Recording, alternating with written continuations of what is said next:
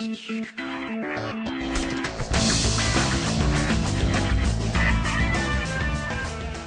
everybody, welcome to Expository Dialogue. I'm Francois, librarian, occasional writer. Chris Duncan, writer and subtitle editor.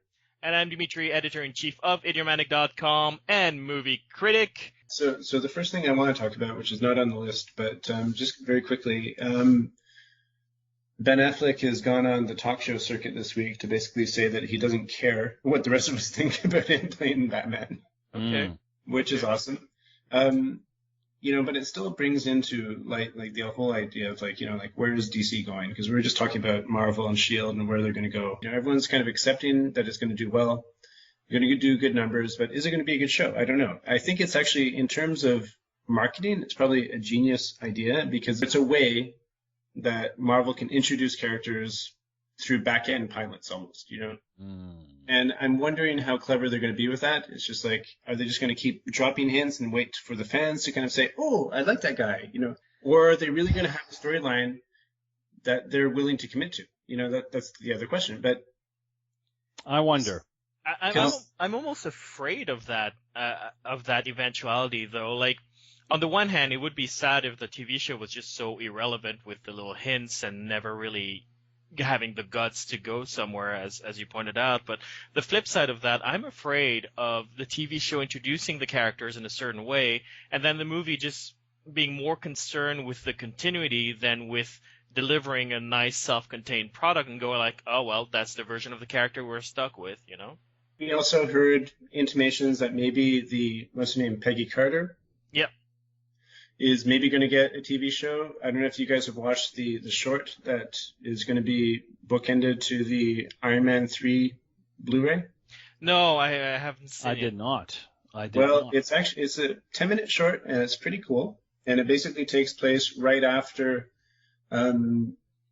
basically Captain America. They've kind of he's put on ice.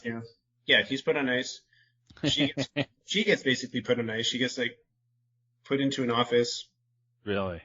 And no one likes her. It's 1940s, so it's just oh, woman stays here, just take my messages, blah, blah, blah. Of course, she's the only badass in the office, and so, of course, at one point, she breaks out and shows people what she can do. Mm-hmm. And then she gets introduced into S.H.I.E.L.D. S.H.I.E.L.D. starts in 1940 in this universe. Okay. And it's actually kind of a cool start, so it's okay, there's this weird mythology starting, the idea of S.H.I.E.L.D. as the back end to the whole Marvel universe, and they've touched on this in the comics, but not quite so much. But I think it's a very smart way to kind of sell it to the public, because you've basically got Mission Impossible, as the back end, or James Bond, and then weird things happening, and these super soldiers, or super spies, basically trying to control the even super soldiers, Now, I'm curious to see where it goes, though, because the TV shows, at best, could become better, and then the movies might end up being just the annuals. It's an interesting point. In terms of what the comics are. You know what I mean? They're going but I have to wonder. They're going to be standalone things, big event things that basically the TV shows can't afford. And no one really likes annuals. So it's going to be the foil covers. I doubt that's going to happen because of simple question of budgets. An annual doesn't really give you anything extra that their monthly comic doesn't already give you. Whereas the movies can give you something extra that the TV show can't. It's called it's a budget. I think they tend to do things in annuals that you won't necessarily do. I mean, it's been a while since I've seriously collected comics, but I remember that the annuals were a pretty big thing back in the late 80s, early 90s. Now that being said, more back in that period where it's just let's say the TV show is the regular run, lower budget, but it's you get the big storyline, but it's just if you want the big pop out story, you put it in the annual, whatever. My issue is that it seems that a lot of different people are making a lot of decisions, and it's very, the setup is very separate, right? The movie people do their own thing, the TV people do their own thing, My issue with Agents of S.H.I.E.L.D. is, like, I used to be a big fan of Nick Fury and, and the Agents of S.H.I.E.L.D. back in the day, but S.H.I.E.L.D. has always seemed to be a very peripheral sort of organization. I mean, yeah, there's these super spies and they do their super spies things, but when it comes to like the superheroes, they are just, I think they've certainly been retconned into becoming like basically the police force for the superheroes, It seems like they're a mix between S.H.I.E.L.D. and Damage Control, for those familiar with 80s comics. Yes, Damage Control. Okay.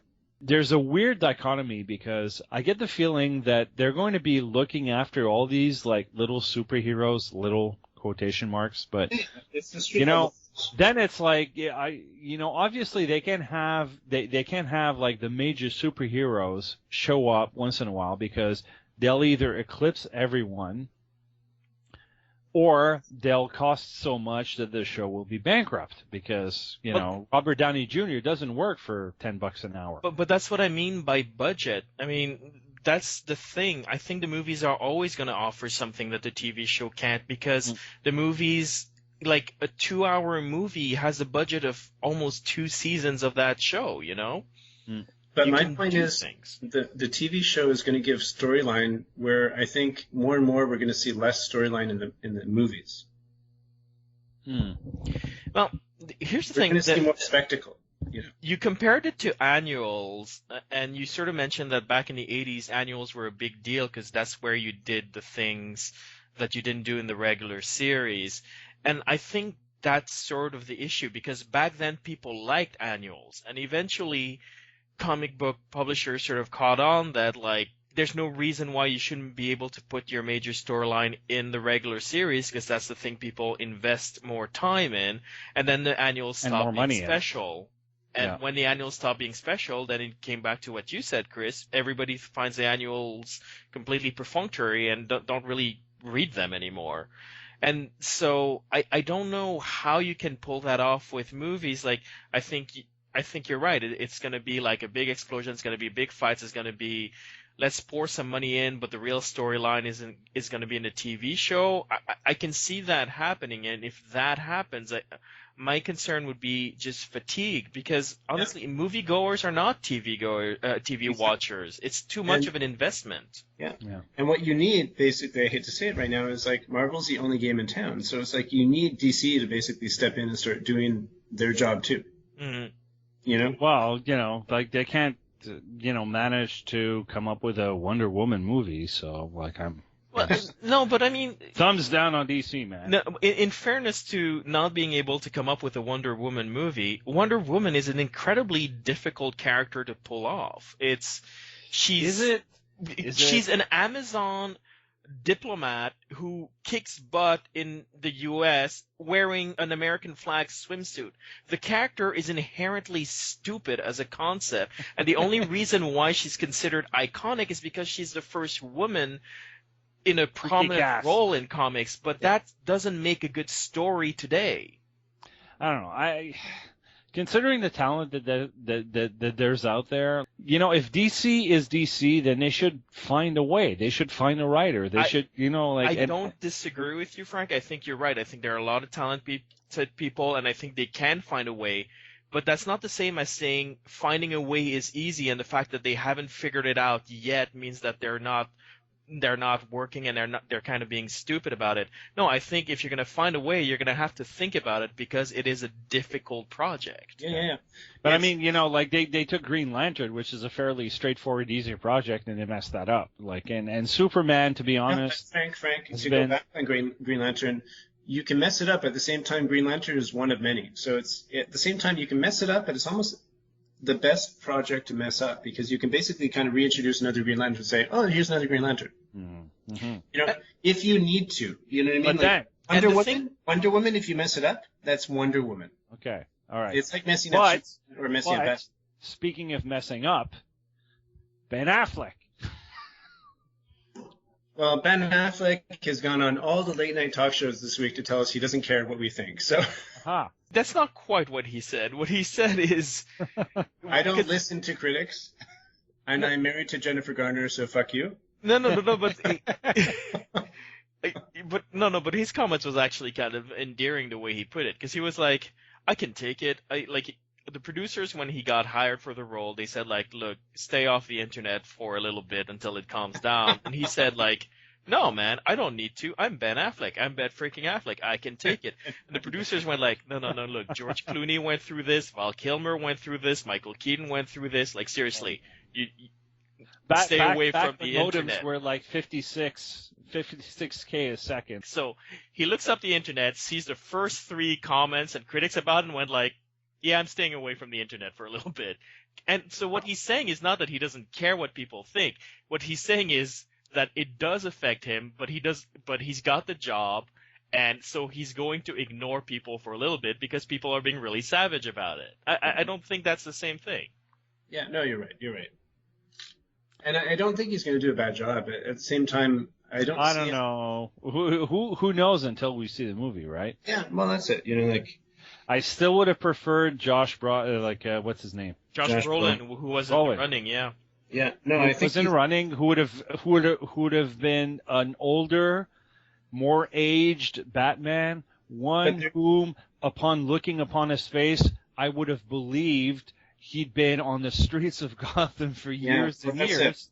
Who I would have believed would have been a guy who would have looked at Superman as a young, very extremely, unbelievably godlike, powerful superhero, still, but doesn't quite have the street smart, the experience, I went down on the streets and fought it out with bad guys for years and years and years, and look at my face, and you can tell. Yeah, and that's what you don't get out of Ben Affleck, because exactly. And they've said he's going to be an older, he's going to be a wiser, more mature, like tired, I'm like, he doesn't look tired. He looks like he's been rich for like 3/4 of his life. He's only 40. I hate to say it. He's too pretty. I hate to. And he played in Hollywoodland, and all he's done in his roles that are like deeper is basically just like hold a bottle and look into a window and be depressed. That's not. Oh no, I don't agree with that. That's not. Yeah.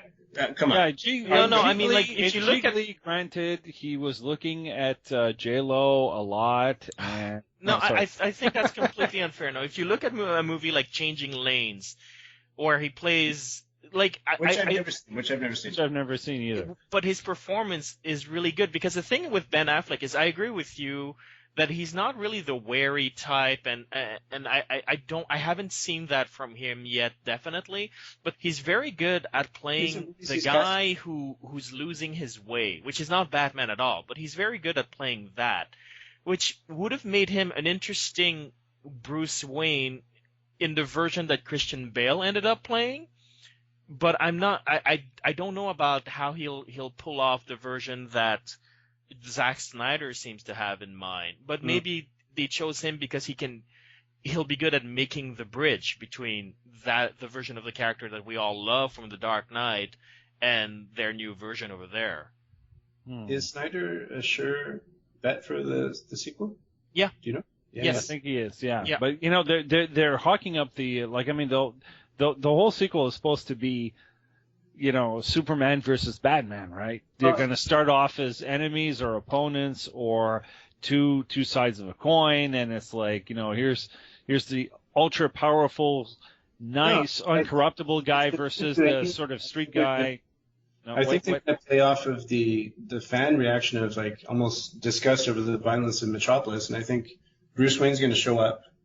Maybe he'll be dating Diana Prince. Who knows? There's going to be so many like back end Easter eggs for this movie, I'm sure. But I mean, in Comic-Con they did the whole Batman versus Superman thing. Yeah. Or he's going to show up because he thinks Superman's a menace, because he's basically wiped out an entire fucking city.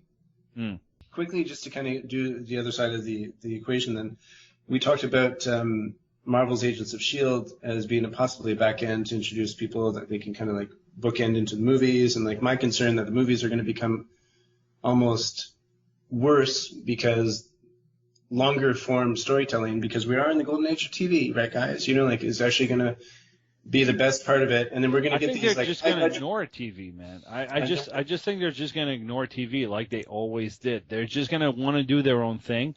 So you're investing yourself in television, hoping and hoping and hoping, and then all of a sudden, all those storylines are going to come for naught because in 30 seconds, like in the opening 30 seconds of the movie, they're just going to dismiss a season, 2 seasons, 3 seasons worth of storylines because. Can I say I think you're right, Frank, but at the same time, I hope that's what happens.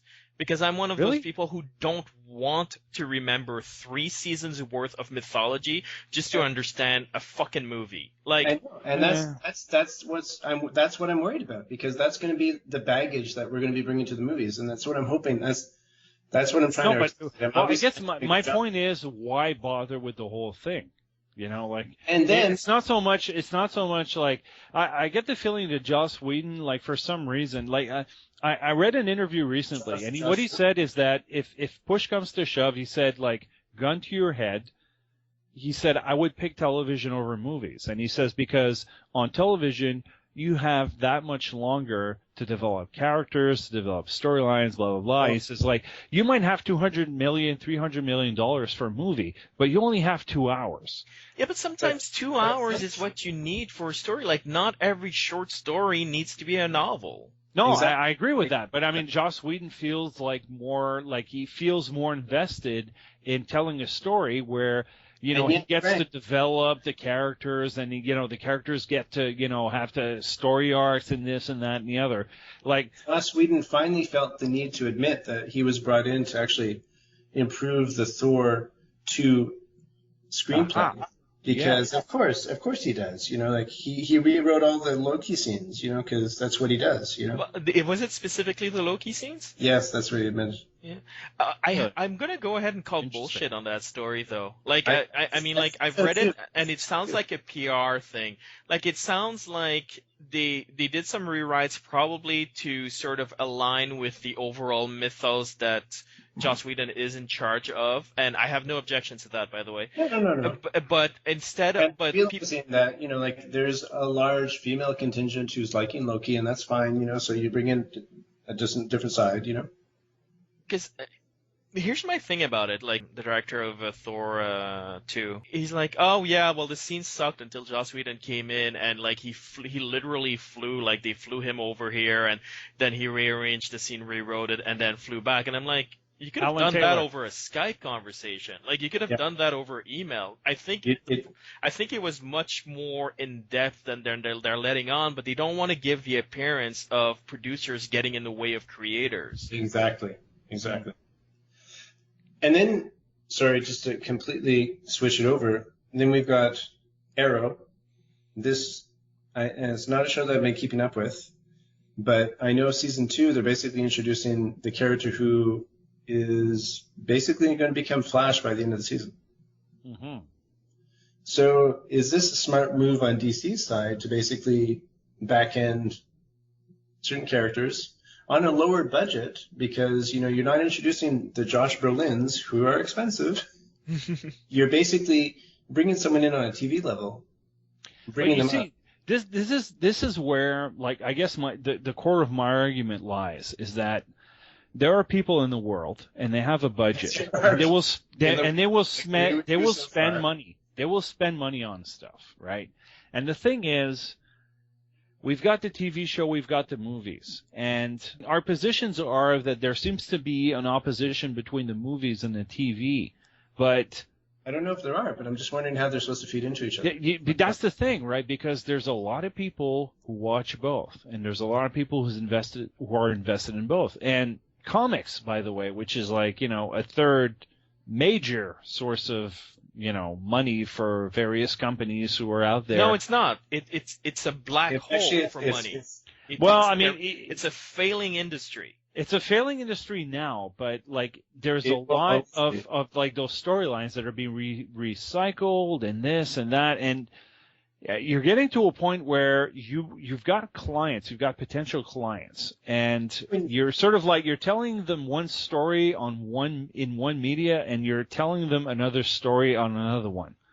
And the conflict in there is going to create antagonism. That's how I feel as a consumer. I feel like, why should I watch Agents of S.H.I.E.L.D.? Like, on one hand, I want to see what Joss Whedon is doing, but then I want to wonder, why should I invest a year, 2 years worth of my time watching this show when I'm going to go see Avengers 2, and those storylines are either not going to matter, they're going to matter very, very little, or everything that I'm going to see in the movie is going to completely undo or contradict even what I've been watching in the TV show. Yeah. Or vice versa. Like, I mean, as a consumer, I feel conflicted. I understand what you're saying, and I feel very differently, but I think what it is we're having is essentially a different version of that old X-Files conversation that fans would have between those like yourself who like the big alien mythology episodes and hate the quote-unquote filler episodes, and fans like myself who like the journey as a whole, so I kind of like the anthology episodes and sort of tended to roll my eyes at the big mythology episodes because I didn't really care to remember the details. And I think that's the conflict. I think there are two different types of fans, and it is an interesting question as to which these studios are going to try to cater to: the fans who who care more about the overall mythology, or fans who care more about like just give me a good story. I don't really care about the details. Well, it's a question of how are you going to rope in more people, right? Yeah. Is it just are you? And like if it was one organization doing both. Here's the idea, and then building together. Like, I mean, if Joss Whedon has enough pull, maybe he can pull it off, but I just don't think that he will. But does he need to? Should he? Is the question for me. The failure of the movie model. Okay, here's the thing: the TV model is only good for a certain number of territories, but the movie model is good for the world. Because the TV is not going to be translated everywhere in the same amount of time, and sometimes even a year later, 2 years later. So it's not going to be in tandem with the movies that they're rolling out. Well, even beyond that, I mean, even amongst comic book fans, like, there are more people who went out to see Man of Steel, even though most people hated it, than there are people who followed Smallville, even though its fans actually celebrate it. So, yeah, I agree. Movies are a better business model. Even after the DVD sales? No one even buys. After, like, no one buys DVDs. Well, maybe true. Maybe nowadays people don't buy DVDs. I've had a bonus for 2 years, Frank. Okay, that's okay. That's all right. I think that I have a time machine. I confess. I'm from 1986, and I have a hard time catching up. Sorry, did I say that out loud? But Frank, look at it from a consumer point of view. If I want the full story of Smallville, I have to buy 10 seasons of it at $40 a piece. Well, 7. I want to see Man of Steel. I can be a bill. No, it's 10. But I want to see Man of Steel. I only need to buy that one movie for $15. Yeah. But you see, that's the thing. The movies have always had that cachet, right? That's the thing, right? It's $200 million. The studios are banking on it. Worldwide release, and that's the storyline. That is the storyline. So my question is, why even bother with television? Why is DC and Marvel, why are they getting into the, like, I'm going to continue arguing both sides of it, because they are going to make some money off it. They're going to make some money off it. But the problem with the movies is that they keep wasting time on origin stories. I don't know. Although, I mean, Marvel Phase 2 seems to be moving away from that. You can use the TV show to actually develop the mythology and deal with those origin stories that we don't necessarily need to see on the movie. You could probably tell some better stories. But the flip side of that is, if we go with less people saw Smallville than Man of Steel, that means that there's a significant portion of your audience that will not know what origin story you're talking about. Yeah, agreed. But I do think it's smart for DC, who doesn't seem to really have a complete game plan in terms of how to catch up to Marvel. Like, if they're going to slowly introduce powers into the Arrow franchise. Yeah. But go ahead. Which seems to be what they're going to be doing by this year. Yeah. But you see, there's the thing about origin stories too, right? Like, there are some origin stories that we've seen over and over and over again. I don't need to see the Batman origin story anymore. I don't need to see the Superman origin story anymore. I sure as hell don't need to see the Spider-Man origin story.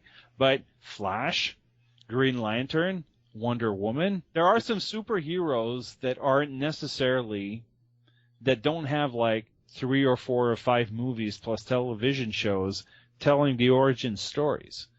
So, I don't know, up to, Marvel Phase 1, I think, did a good job because, I mean, outside of, who, really? I mean, seriously, they were all, like, first-time origin stories, weren't they? Yeah, no, it was... Apart from maybe the Hulk, who had a TV show in the 1980s? 70s? Yeah, they didn't retell the Hulk's origin story. That's true. Mm. They sort of cut to the chase with that one. Although intriguingly, it's actually the lesser of the Wave 1 films. Mm-hmm. Very much so. But taking the idea of what DC is doing, I have a different interpretation of what they're doing, and I think I like their approach more. I think what they're doing is, by introducing the Flash and Arrow and all of that, is what they're doing is that they're introducing their lower tier character into the public consciousness, so that when the movie comes out, people can go like, oh yeah, Flash, I've heard of that. Oh, I've heard of Green Arrow, as opposed to try to sell Ant-Man with a multi-million-dollar movie. Exactly. That sounds like the weakest of Phase 3 or whatever it is going to be. Guardians of the Galaxy sounds silly, but it's just like, at least it's going to be big and epic and like basically compete against Star Wars, but like Ant-Man, who cares, Right. And I like the idea of not holding yourself to a continuity. We know that whenever the Flash movie is going to come out, it's going to be a different actor, it's going to be a different origin and whatnot, but it doesn't matter because people will know what the Flash is. Actually, I'm curious about that. Like, do you think that it's going to be a different actor? Because it's just like, for me, that's the smartest way to... The thing with these movies is Robert Downey Jr. now costs like $50 million a movie. Yeah. Yeah, absolutely. Like, that's a punishing amount of money. I don't care how many billions of dollars you're going to make overseas. So why not develop a TV actor? He's going to be in a mask for half the movie, especially in an ensemble cast. I think but you need a name behind the mask to bring the masses in. But if you've got the name for Batman, if you've got the name for Superman, who cares who Flash is? I think it's a question of supergroups, really. Like, these guys, I mean, in a comic book universe, they are the heroes. And I hate to say it, but even though these people wear masks for half the movie, you need a name actor behind the mask. You just need him. And Chris Hemsworth playing Thor. Just to get the buzz. Like, yeah, but Chris Hemsworth playing he was no one. He was no one. Yeah. No, he was. They brought him in. Seriously, the Captain America dude he already had some history. No, Chris Evans did have some history, but Chris Hemsworth did not. No, he didn't. But he's the exception to the rule, right? If I'm a studio and it's like, okay, here's this guy, he's been the Flash for half a season and a half on this TV show, I'm going to recast him, and I'm going to just call Josh Brolin in, because maybe he wasn't Batman, but he could sure as hell pull off the Flash. An older, wiser Flash. No, I don't disagree with you, Frank. I think there's also the fact that, look, those shows are on the WB, and those shows are terrible. Like, Arrow is really bad. Is it? It's horrible. It's really horrible. And I think... It doesn't hit the mark? I think Warner Brothers... That's pretty funny. I think Warner Brothers knows that, and so I think when they're introducing the Flash, they're less concerned with establishing this superhero that they're going to try to build an entire franchise on later on with the same actor and mythology, as much as they are interested in just getting the name out there so that people are familiar with just his existence. I think it would be wiser for Warner Brothers to just, when they do the movie, just retell the story with some proper writers, man. But you see, this is where I think geeks like us come in, and we're really important, because people start talking about the Flash, and people at work just turn to me and say, "Who is the Flash? Explain the Flash to me." And then I go forth and I tell the story. and I tell the story of the Flash or the Batman or Superman or Wolverine or, you know, the Sentinels. What are the Sentinels? Let me tell you. So, in a sense, Marvel and DC are counting on us to explain things to the peons, and I, for one, have yet to receive a check giving me money for all my explanations. I actually disagree with that. I think we're going to find out our importance when Ant-Man comes out. Probably. But before then, these are all characters that had TV shows on Saturday morning cartoons when we were young, and that's where people know them from. I mean, the Hulk has not been the green Hulk smash Hulk in close to 30 to 40 years in the comic book, but that's the version they went with because that's the one that was in the cartoons. Maybe. I still think I deserve a check from Marvel and DC, but anyways, I'll let the lawyers decide. You know. All right, well, I guess that's all the time we have. If you want to post your comments, your thoughts about the news of the week, you can write us at mail@idiomatic.com or post a comment at idiomatic.com. Just click on the episode name. We're also on Facebook. We're also on Twitter. We're also on iTunes. If you could write us a review on iTunes, it would help us tremendously. All right, see you next time.